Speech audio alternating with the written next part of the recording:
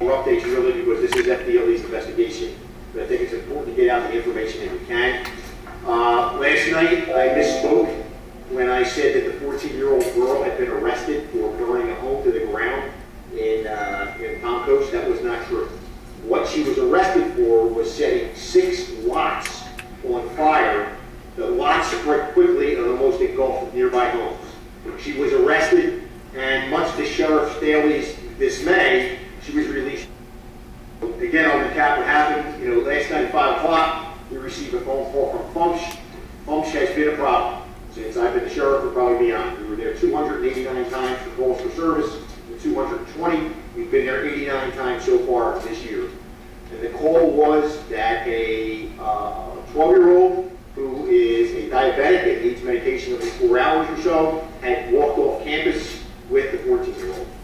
We are investigating whether or not the 14-year-old struck a counselor on that campus who tried to follow them and stop them from leaving.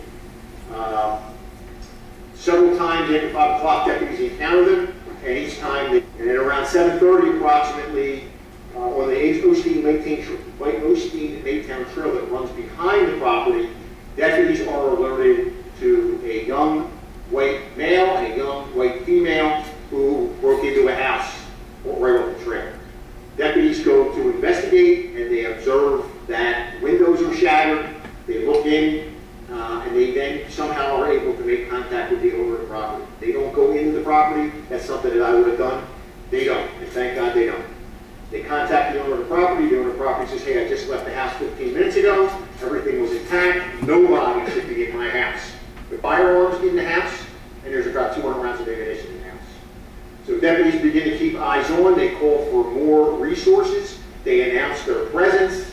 And in fact, they know that we're out there. This goes on for a while. There's some of the body camera footage you'll see is from 7:30, quarter to 8. And then some of it you'll see is heat seeking from Air 1. And then some of it you'll hear the gunshots. You'll hear the voices of the deputies. And just to share the transmissions with you that we had transcribed, when the event starts, roughly 20:28, which is about 8:28 at night. Shots fired from inside the long gun pointed toward Alpha 40. A minute later, shooting out the rear window towards 40. 33 seconds later, shooting at Alpha 40 right now. At 20:40, 8:40 at night, juveniles made verbal threats to kill LEO. At 20:41, juvenile female looks like she's loading another firearm.